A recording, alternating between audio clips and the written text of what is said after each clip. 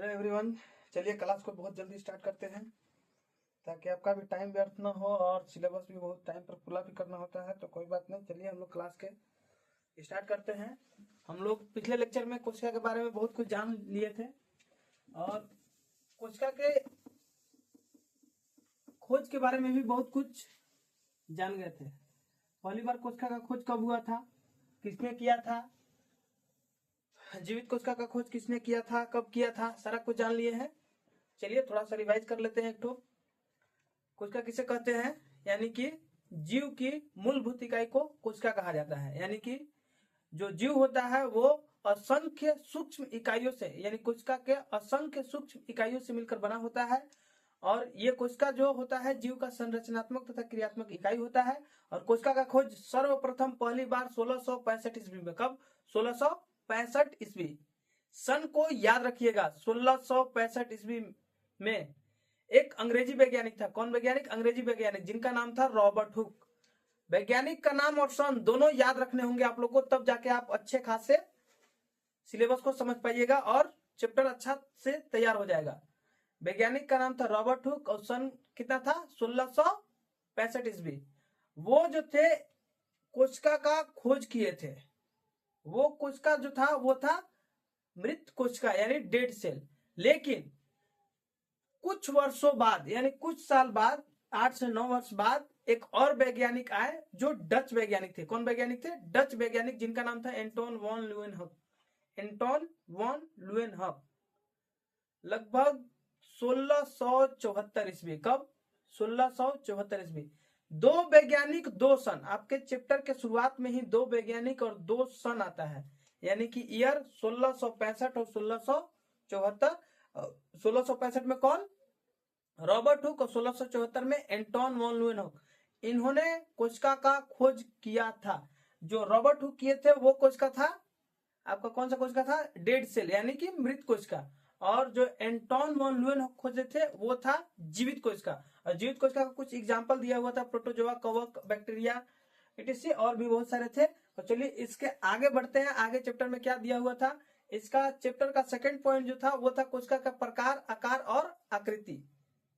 कोशिका का संरचना दिया हुआ है। कोशिका का संरचना, प्रकार, आकार और आकृति। कोशिका के जो प्रकार दिया हुआ है वो कोशिका का प्रकार है नहीं, हालांकि एक कोशिकीय और बहुकोशिकीय जो है वो जीव का प्रकार होता है, जो कोशिका के संख्या के आधार पर होता है। कोशिका के संख्या के आधार पर कोशिका के संख्या के आधार पर जीव का प्रकार।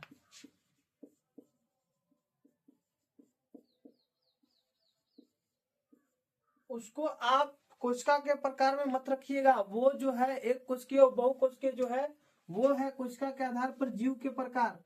उसको ये मत सोचिएगा कि ये कोशिका का प्रकार है, नहीं, बिल्कुल भी नहीं। जो आपके बुक में दिया हुआ है वो एक कोशिकीय दिया हुआ है। एक कोशिकीय जीव होता है, कोशिका नहीं होता है। एक कोशिकीय जीव और बहुकोशिकीय जीव।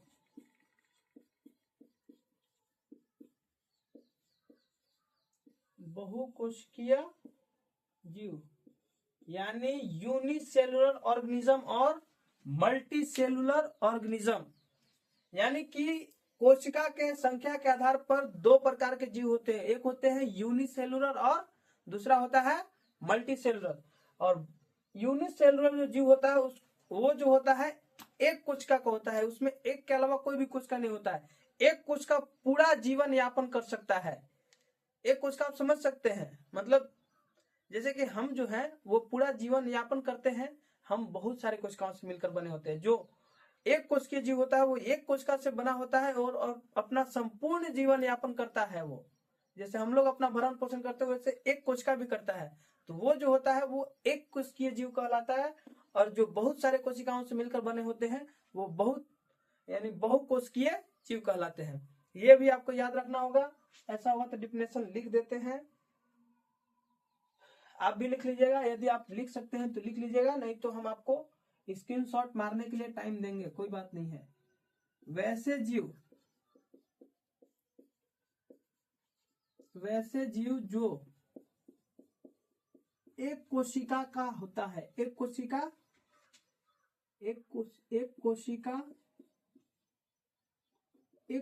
से बना होता है, एक कोशिका से बना होता है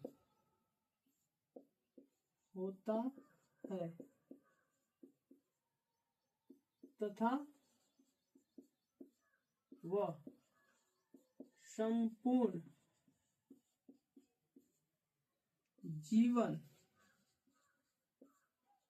यापन करने में सक्षम होता है,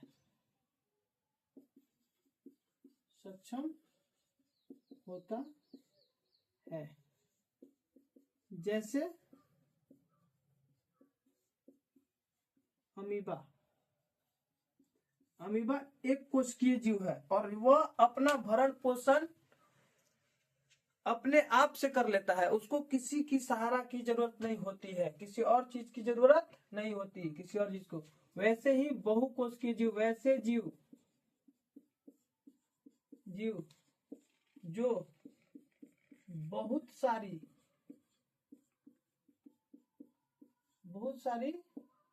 कोशिकाओं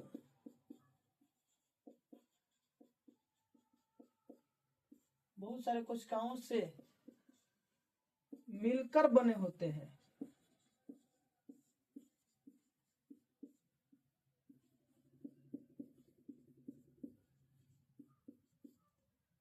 वैसे जीव जो बहुत सारे कोशिकाओं से मिलकर बने होते हैं उन्हें बोला जाता है बहुकोशिकीय जीव।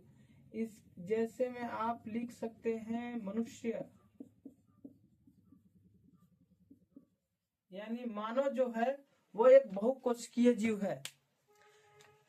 इतना आपके बुक में बस 2 ही दिया हुआ है, कोशिका के आकार यानी कोशिका की संख्या के आधार पर जो प्रकार के जीव दिया हुआ है।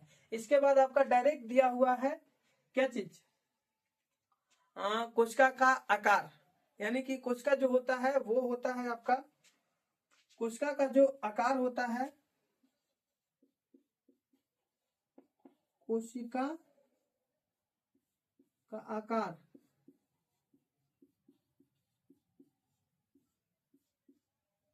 लगभग 0.1 माइक्रोमीटर से 1 मीटर तक होता है।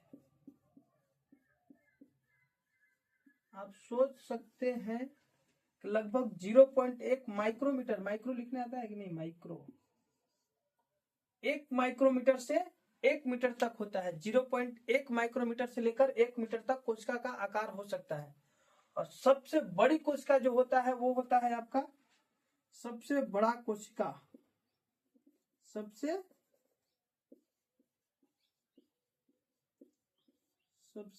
बड़ा कोशिका, सबसे बड़ा कोशिका कौन सा होता है, किसी को पता है? ठीक है, पता है तो अच्छी बात है, नहीं पता होता है तो याद कर लीजिए। वो होता है शुतुरमुर्ग का अंडा, शुतुरमुर्ग का अंडा यानी ऑस्ट्रिच एग। ये लगभग, इसकी लंबाई लगभग, पूरा लिख दीजिए, ये लगभग 2 केजी का होता है और इसकी लंबाई 17 सेंटीमीटर तथा चौड़ाई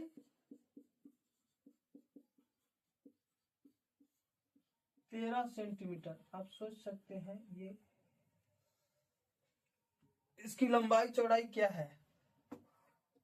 इसकी लंबाई जो है वो है 17 सेंटीमीटर और चौड़ाई है 13 सेंटीमीटर और लगभग 2 केजी का होता है शुतुरमुर्ग का अंडा। यहाँ तक जल्दी जल्दी लिख लीजिए। इसके बाद आगे चलते हैं, नीचे से स्पेस खत्म हो चुका है, थोड़ा बहुत बचा है, इसके आगे चलेंगे। लिख लिए तो अच्छा बात, नहीं लिखे तो जल्दी स्क्रीनशॉट कर लीजिए। इसके आगे चलेंगे, कोई बात नहीं है, आप तल पे अगर लिख रहे हैं तो कोई बात नहीं, आगे आपको थोड़ा सा और लिखवा देते हैं। इसके बाद और आगे चलेंगे, धीरे धीरे चलेंगे लेकिन सब समझते हुए चलेंगे। नहीं जहां पे समझ में आता है आप पूछ सकते हैं, आपको फिर से समझाया जाएगा। ऐसा नहीं है कि नहीं समझाया जाएगा। इसके बाद जो होता है वो होता है सबसे बड़ा कोशिका। इसके बाद होता है सबसे लंबा कोशिका। बड़ा और लंबा में अंतर होता है जी। सबसे लंबा मानव शरीर में लिख लीजिए, मानव शरीर, हर्षी होगा दिल्ली होगा, मानव शरीर के सबसे लंबी कोशिका, सबसे लंबी कोशिका कौन सी होती है? पता है किसी को? पता है तो अच्छी बात है, नहीं पता है तो बता देते हैं। वो होता है तंत्रिका कोशिका।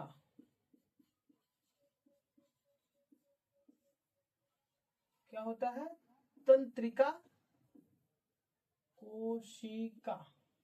इसकी लंबाई लगभग 1 मीटर तक का होता है। आप सोच सकते हैं 1 मीटर कितना, लगभग यहाँ तक 1 मीटर। कभी बच्चा लोग अच्छा से समझ सकता है, कभी कभी खेलने के लिए तार और लेता है। 1 मीटर लगभग इतना लंबा होता है, वो आप समझ सकते हैं। 1 मीटर बहुत लंबा होता है, हमारे शरीर के अंदर है। हालांकि 1 मीटर सोच सकते हैं यहाँ से यहाँ तक आ जाएगा, यानी कि सबसे लंबा कोशिका होता है। और सबसे छोटी कोशिका, धरती पर सबसे छोटी कोशिका कौन सी है? सबसे छोटी कोशिका, सबसे छोटी कोशिका कौन सी है?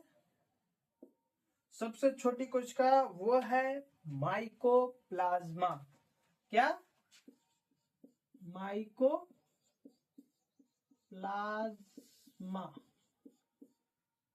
ये लगभग 0.1 माइक्रोमीटर का होता है। यानी कि सबसे छोटी कोशिका यही होता है, यानी 0.1 माइक्रोमीटर का। सबसे बड़ा ऑस्ट्रिच एग यानी कि शुतुरमुर्ग का अंडा होता है। और मानव शरीर के सबसे लंबी कोशिका जो होता है वो होता है तंत्रिका कोशिका। और सबसे छोटी कोशिका जो होता है वो होता है आपका माइकोप्लाज्मा। ये चीज आपको याद रखना है, 8 क्लास वाले को 1 नंबर में पूछा जा सकता है। याद रखिएगा, 1 नंबर यहीं से उठ कर आता है, कहीं अलग से नहीं आता है। बुक से ही सारा क्वेश्चन पूछता है, इधर उधर। अगर आप अच्छा से बुक का अध्ययन कर लिए, यानी कि किताब जो है, किताब को पूरी तरीका से आप खत्म कर लेते हैं, तो आपको किसी गाइड की जरूरत नहीं पड़ती है। लास्ट में बच्चा पता है क्या करता है? जो अच्छा से नहीं पढ़ा होता है सोचता है ना कि हम गाइड को पढ़ करके, जो नहीं आता है वर्मा गैस, शर्मा गैस, उसको लेकर के सोचता है कि सारा कुछ पढ़ लेंगे तो क्लियर हो जाएगा। नहीं, वो सिर्फ और सिर्फ इस चीज को बताता है कि आपका एग्जाम में इस प्रकार से क्वेश्चन आएगा। वो ये नहीं बताता है कि हाँ ये क्वेश्चन आएगा।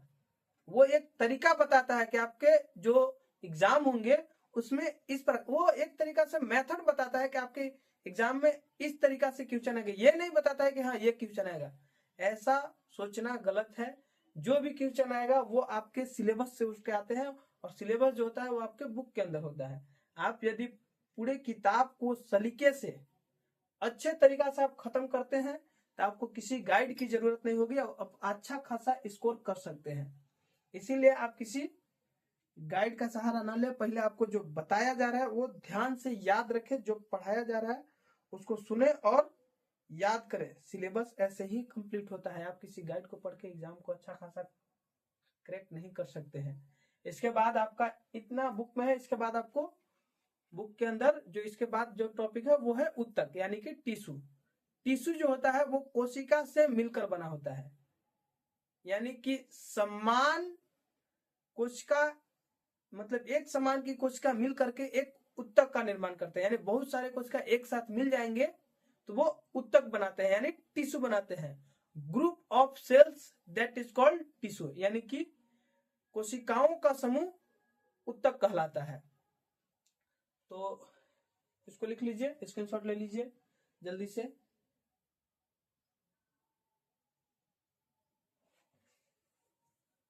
हो गया? चलिए इसको साफ करते हैं। साथ में लिख रहे हैं तो अच्छा बात है, नहीं तो बाद में भी लिख सकते हैं।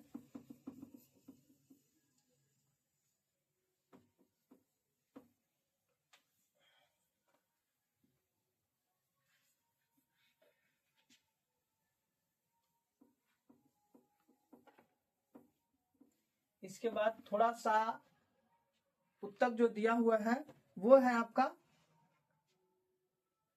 मतलब फर्स्ट था कोशिका। फर्स्ट में क्या बोले हम पढ़े थे? कोशिका। कोशिका किसे कहते हैं, कोशिका का खोज किसने किया, जीवित कोशिका का खोज किसने किया। फिर कोशिका के संख्या के आधार पर जीव का प्रकार देखे हैं, ये नहीं कि कोशिका का प्रकार देखे हैं। कोशिका का 2 प्रकार होता है, लेकिन वो होता है अलग, यूकैरियोटिक और प्रोकैरियोटिक। उसको नहीं बताया है, वो आपके बुक में नहीं है, लेकिन अगर याद कर सकते हैं तो याद कर लीजिए, अच्छा बात रहेगा। आके जाके आप पढ़िएगा, आप जब 11th क्लास का बुक पढ़िएगा तो उसमें आपको यूकैरियोटिक और प्रोकैरियोटिक देखने को मिलेगा, लेकिन आपके 8th क्लास में नहीं है इसलिए नहीं बताए थे। तो वो यूकैरियोटिक प्रोकैरियोटिक आप याद कर सकते हैं तो अच्छी बात है, याद कर लीजिए। इसके बाद आपका उसका आकार दिया हुआ था। कोशिका का आकार जो आकृति होता है वो कितना से कितना लंबा चौड़ा हो सकता है। तो पहला जो कोशिका बताया गया आपको, वो सबसे बड़ी कोशिका बताया गया। सबसे बड़ी कोशिका जो होता है वो होता है शुतुरमुर्ग का अंडा, यानी कि ऑस्ट्रिच एग। लगभग 2 kg का होता है और उसकी लंबाई 17 सेंटीमीटर और चौड़ाई 13 सेंटीमीटर का होता है। और इसके बाद मानव शरीर के यानी कि हमारे बॉडी के अंदर सबसे लंबी कोशिका जो होता है वो होता है तंत्रिका कोशिका, यानी कि न्यूरॉन टिश्यूज, नहीं न्यूरॉन सेल्स, या हाँ न्यूरॉन सेल्स। और इसके बाद सबसे छोटी कोशिका, सबसे छोटी कौन सी थी? माइकोप्लाज्मा। यहां तक हम पूरा पढ़ चुके हैं। इसके बाद आपका होता है टॉपिक दूसरा, उत्तक यानी कि टिश्यू। टिश्यू किसे कहते हैं? टिश्यू यानी कि उत्तक किसे कहते हैं? What is tissue?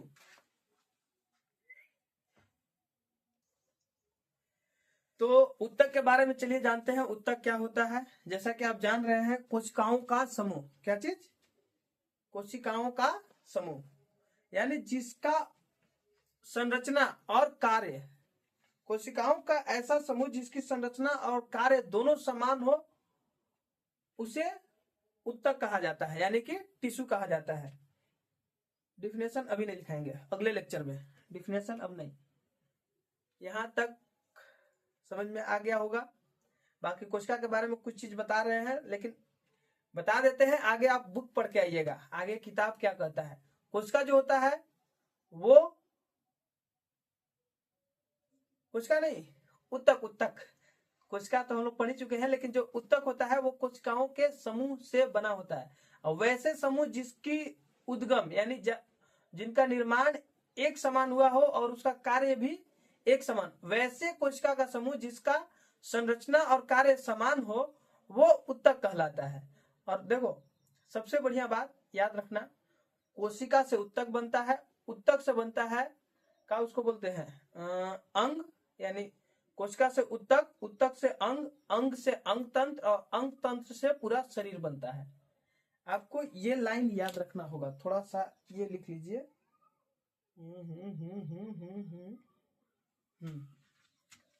पहला क्या था?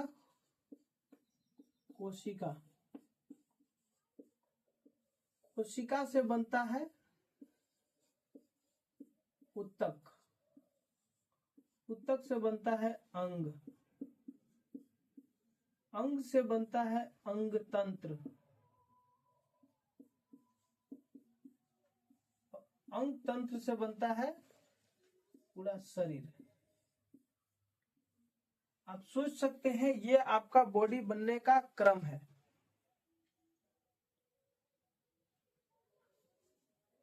तो आपको ये चीज याद होना चाहिए कि कैसे कैसे पूरा शरीर बनता है। पहले कोशिका कोशिका बहुत सारे कोशिका मिलेंगे, यानी कि कोशिका बहुत सारे कोशिका मिलेगा तो उत्तक बनाएगा, और बहुत सारे उत्तक मिलेंगे तो अंग बनाएंगे, और बहुत सारे अंग मिलेंगे तो अंग तंत्र का निर्माण होगा, और बहुत सारे अंग तंत्र मिलेगा तो हमारे जैसे एक मनुष्य का निर्माण हो जाएगा। यही तक क्लास को खत्म करते हैं। इससे आगे कल अगले लेक्चर में, तब तक बाय बाय, टेक केयर, अपना ध्यान रखें और पढ़ते रहें।